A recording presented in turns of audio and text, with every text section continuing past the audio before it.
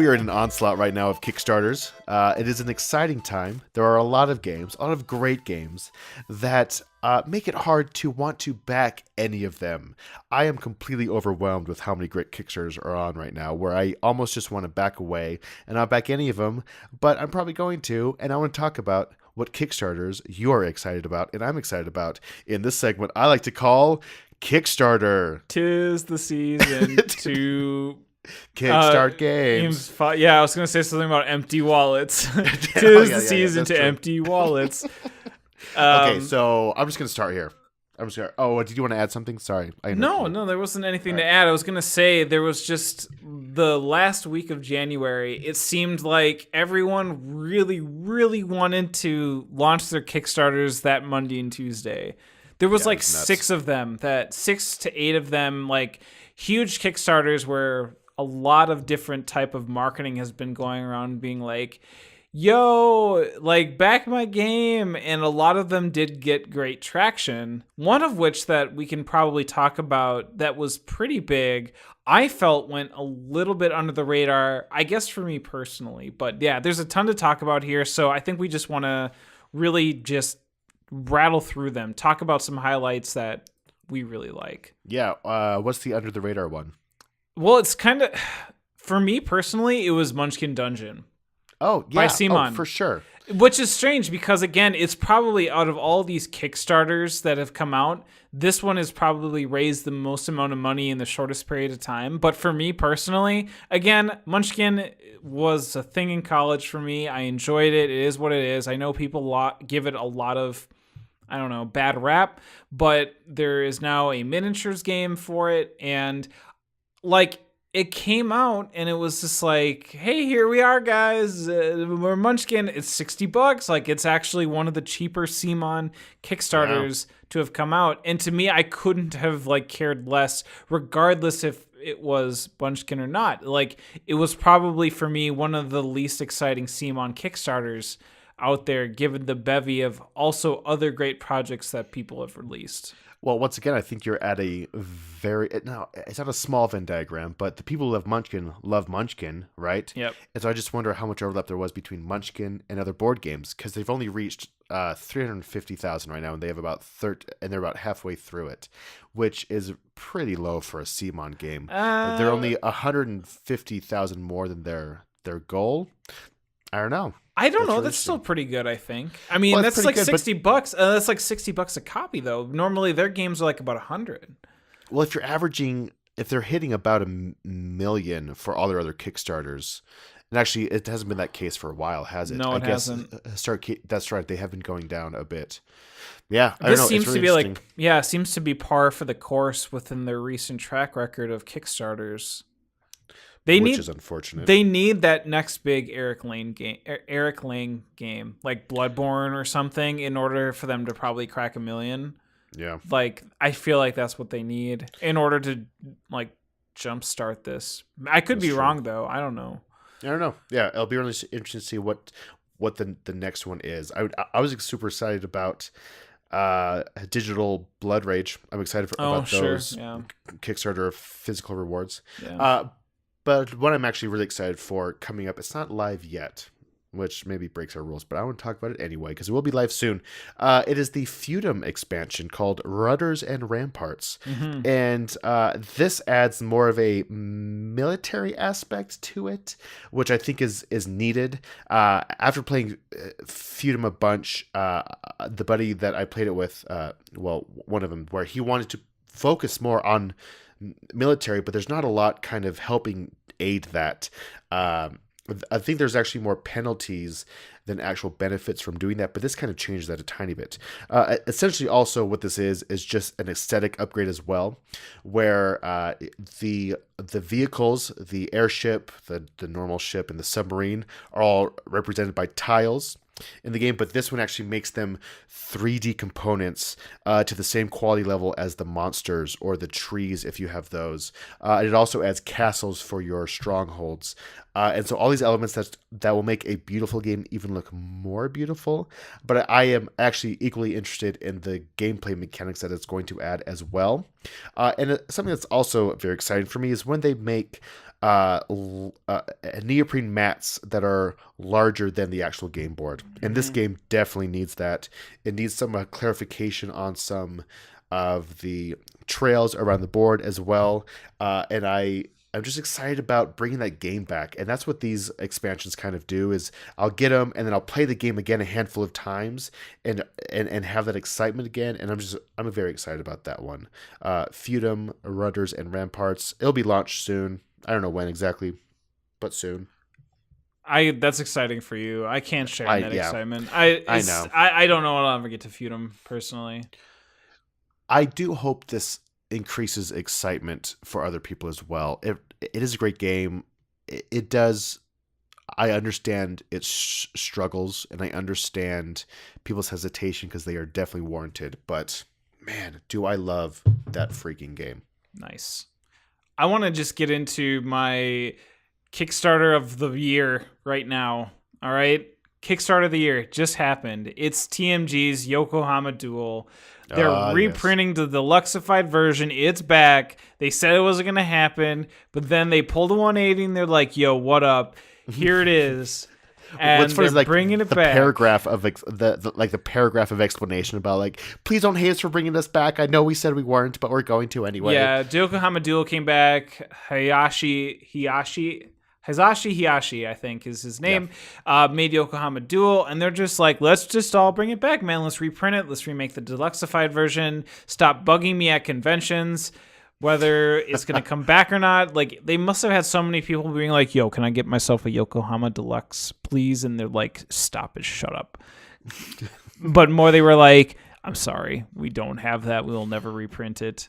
And then, bam, they pulled a WWE, like, straight up Royal Rumble number 30 entrant, comes on in. It's like, oh, my God, Yokohama Deluxe is back. Like, totally in on this. I, for one, am looking forward to Yokohama Duel. I love Yokohama. I bet that playing this duel version will be a much more expedited experience for my wife and I. And it just... Here's the deal, though, okay?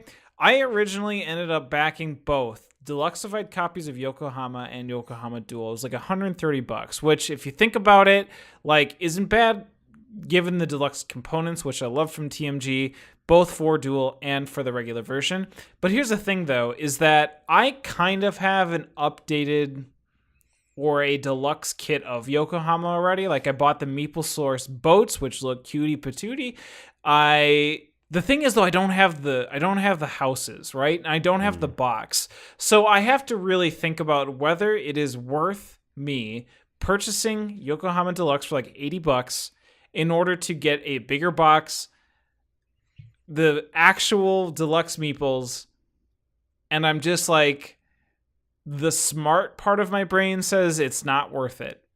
But then there's the part of me that says it's worth every penny. Like, I was ready to straight up purchase, like, I've seen deluxe Yokohamas at like flea markets for like $100, and I had to be real with them and be like, dude, I can't pay more than $50 given with what I have for it. And they're like, dude, I can't do it. I'm like, I totally understand, man, but it's just like, I put myself in this really stupid position.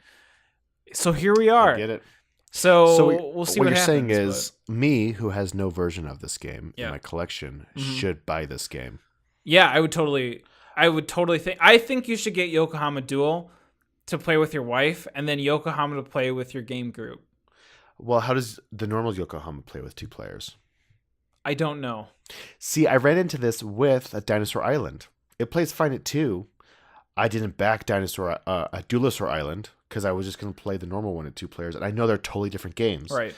But I kind of feel like I'm in that same position. That is a very good analogy. I couldn't say.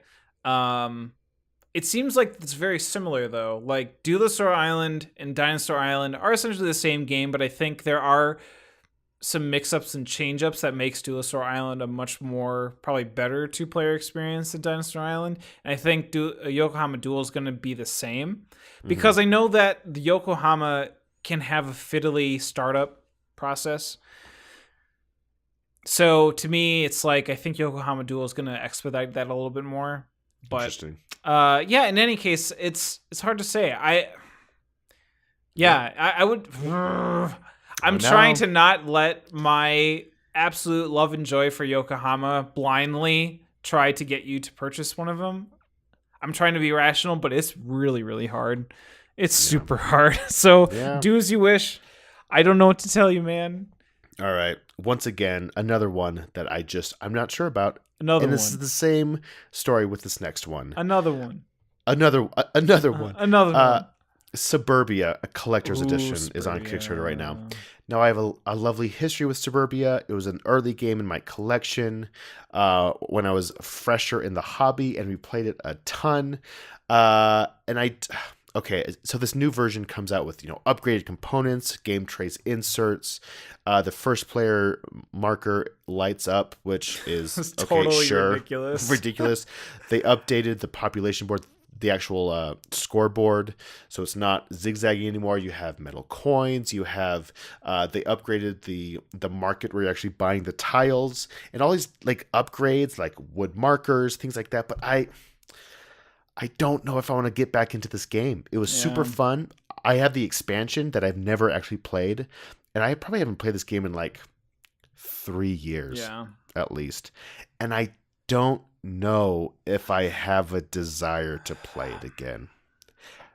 Have you played this game? I have before. Yeah, and it's so a lot good. of fun. It's a lot of fun. It is fun. Is it dated? I don't know. No, I just don't know. It's not, right? I think it's classic. I think it's really classic, but I'm in the same boat as you. Is that like my time with this game I remember fondly. In fact, like when I played this game, we had the Sims music in the background while we were playing it. It would just fit in so well.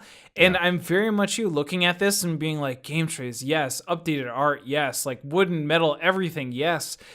The first player token, too much. Please take it back. But yes. However, I'm just like, I can't. Like, it's so weird. I don't get it. Like, if I do go back and play it, I'll play the copy I have. Yeah, I think that's totally fine. But I'm not going to play it a ton more, right? It's frustrating. I wonder if this game's been out of print for a while. I actually don't know. No, I feel like I feel like I could go and find a copy of Suburbia if I wanted to somewhere. I'm going to keep it. It's not on my shelf to sell. I definitely want to keep it. Yeah. I can see myself playing it again in the future, but as cool as this one is with metal coins and everything. Here's the thing though, right? Yeah. I think once this game comes out and you eventually see it somewhere and play it, you're going to be like, crap. Like, I feel like that's going to be one of those games. Like, that's what it's going to be. But at the same time, though, you can't ever... I have to stop thinking about that. Yeah, we can't. We can't go into that just because it's like, at that point... with what we're looking at and stuff, it's always going to be that way, right? For the most part, I feel. But I know that's how it's going to be for me. Someone's going to get it. I'm going to play it. I'm just going to be like, oh, dang it! Like I really wish I would have backed it. And then eventually I'll move on. I hope, but it's a hard one. It's a hard one. But that's Suburbia Collector's Edition, by Bezier Games. The one I really want to mention quickly is a game called The Shipwreck Arcana Stars Below. This is by Meramorph Games. This was a Kickstarter that it did well. It did like 40,000 plus. And it's like a math deduction game where you have like tiles 0 through 9, and you pick 2 and you throw away 1 and or something in that your opponent has to guess which numbers you have.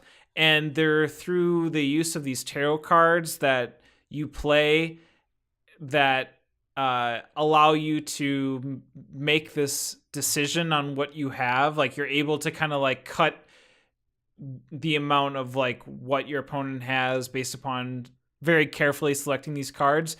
This was, I think, a really, really underrated game that I think is seeing a great showing. It's already at their like 40-ish thousand Kickstarter mark, and it will definitely do more than that come the last day. This thing is going to make 60-80 grand easy, I think.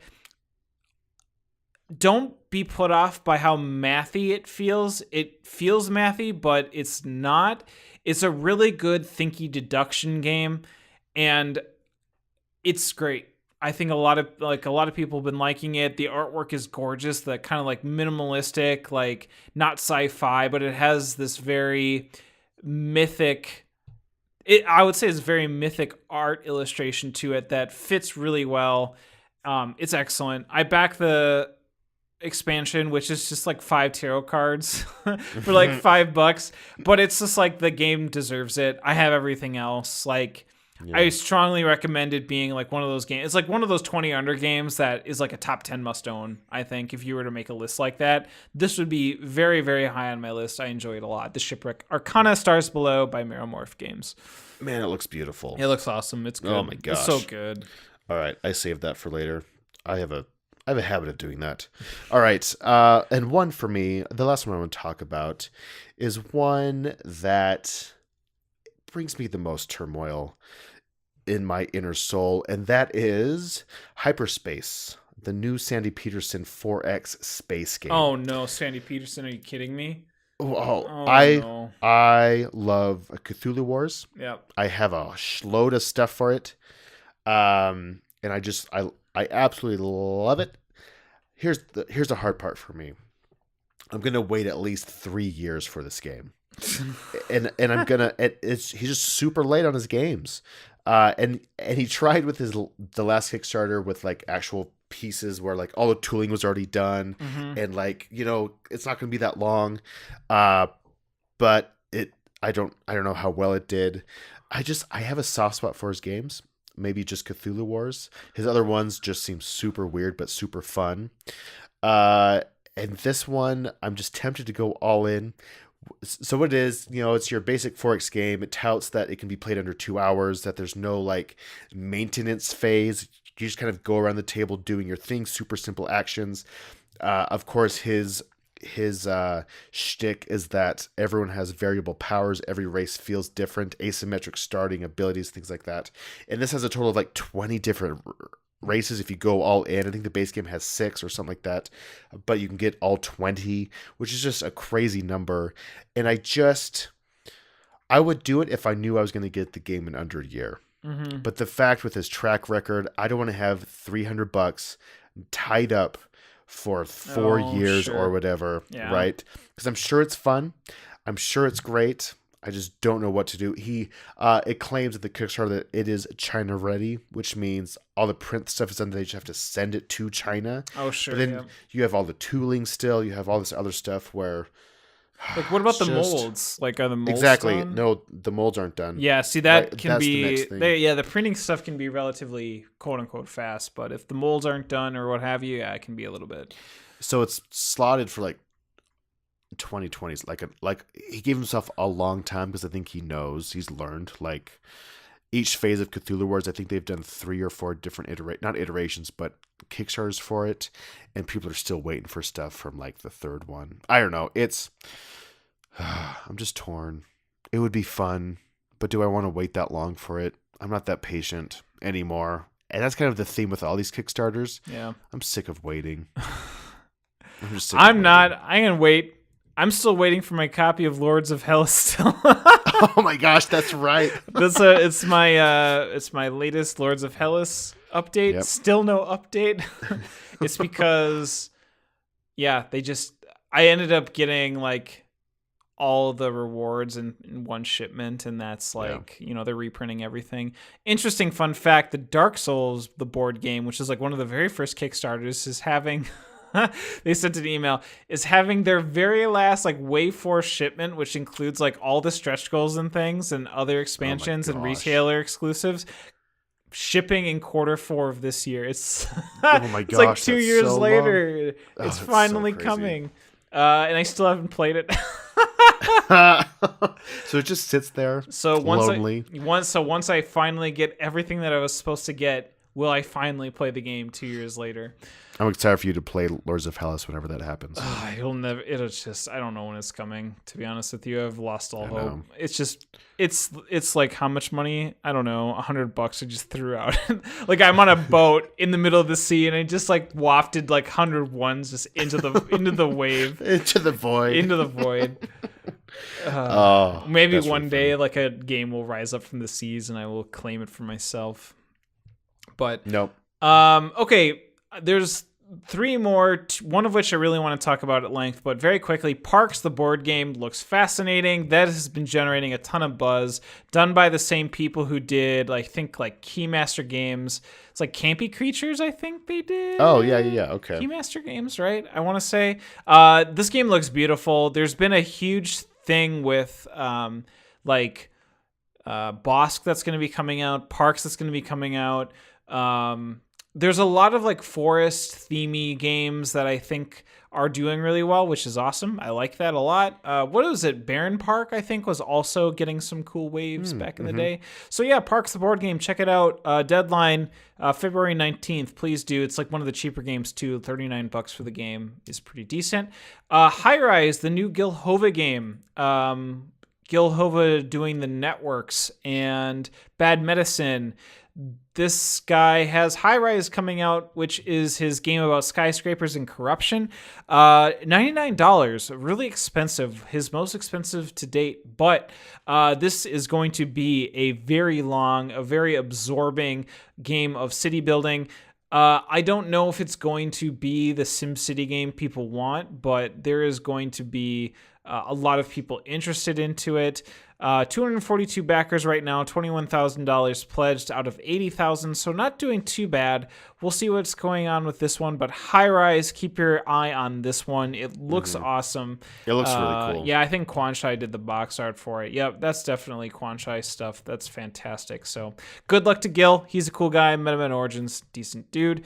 But one game I really want to talk about is 1001 Odysseys. This is a game by Asmodee Games, who you might know from Chris Seelick. I apologize to your name, Chris. But this is an adventure board game that, to my knowledge, is an all-female production and created game. So like all the art, all the stories, all the writers, the creator is all female. And that, I think, is fantastic. This is just a game where you are learning about this sweet world, this cool world. You're just making these different decisions and reading and fleshing out this entire environment. And to me, I am a sucker for those types of games. I really like to get involved and really just fall into what that type of game or these types of adventures game have to offer. Seventh Continent kind of does it a little bit, but probably more through the type of... Yeah, I mean, Seventh Continent, I think, does it due to what you do for each tile, that choose your own adventure. Stuffed Fables, Comanauts. Comanauts, my wife and I are going to play this week. So, like, those types of really thematic, story-driven adventure games, I just think are fantastic. So keep this one on your radar. Asmodee has a great track record with games. I think this one has a good what is the word I'm trying to look for? Like, maybe it is underrated that I'm talking about. I think this one is gonna be really, really great. I think it's not gonna be I think I want more people to really get into this. And I hope so. I think it's going to do really well. The art looks amazing. Yeah, 1001 Odysseys, I think it's going to be a really fun one. So that's cool. Yeah. Man, there's so many good. I mean, okay. Other ones that just super brief mention. Tesoro, Phoenix Rising. Yep. It looks great. Tesoro, I'm not going to back it, but it looks great. Yep. But I just love Tesoro. It's classic. I'm a Dead Man's Cabal. Yeah, I was just going to talk about Dead Man's Cabal. Yep. That from was awesome. Pandasaurus. Yep. Daniel Newman. Then, a Vindication board game. Vindication. What's that one again? Okay, so this one, it's the expansion is what the Kickstarter was for, but it's the board is like a hex game. It's like a hex board, and you have tiles moving around. I actually don't know a lot about it. I went through it maybe 2 weeks ago, and it just looks super fun and unique. But I don't know if I want to take a risk on it again. It's just one that kind of has stood out to me, where I probably should have known more about it before I even mentioned it, but it's just one that's on the radar as well. Yeah. That's making it hard to want to back anything. Yeah. I'm overwhelmed. Aftershock by Stronghold Games is another one that I realized. Oh, yeah. The Cloudus Collection, the John Cloudus 3 games in 1 card games, Neolithic, Merchants of Merizes, I don't even know how you say it, and Neolithic and Keep, 3 different card games, all varying types of player counts, et cetera, et cetera. Yeah, man, it's awesome. Yeah, there's just like, I don't know what it was about the end of January. Like, was it just to be able to get right into? No, it's not going to be like after Chinese New Year. I don't know what it was about. To be honest with you, I don't know. I mean, are they going to be able to get done by Gen Con? That's too soon, that's right? too soon. No, it's going to be after, I think. Yeah. I mean, they'll have probably like pre-prod copies, right? Yeah, But I would assume maybe. Tokyo Series just recently had one. Tom Lehman's The City. Like, I can just scroll through here and just all these notable Kickstarters. Race for the Chinese Zodiac by Capstone. Like, come on. Like, geez, Man. this is just nuts. But do you know why all this is exciting? Because board games are fantastic. They are fantastic. Yeah, They are fantastic. And I get glimpses, and we see that how there's just this continues to just be this influx of games where I'm like, it's going to slow down at some point. The bubble shall burst. It will. Oh, and it will. It will go kaplooey, and will be standing over the ashes as the few who still remain. The board gamers and being like, why? I could keep going. I mean, it seems like all of these are hitting their pledge marks. And that's the thing, they're all funding, which is crazy. They're all funding. Yeah, I gotta stop just because like it's just a lot. I'm just gonna play the games I have. I'm just gonna play Uno. I'm gonna play Phase 7. And next time we're just gonna talk about Uno for 2 hours. Yep, we're gonna talk about Uno. Well, that's I it. think we're done. I think that just trailed right to the end. Yeah, that's it.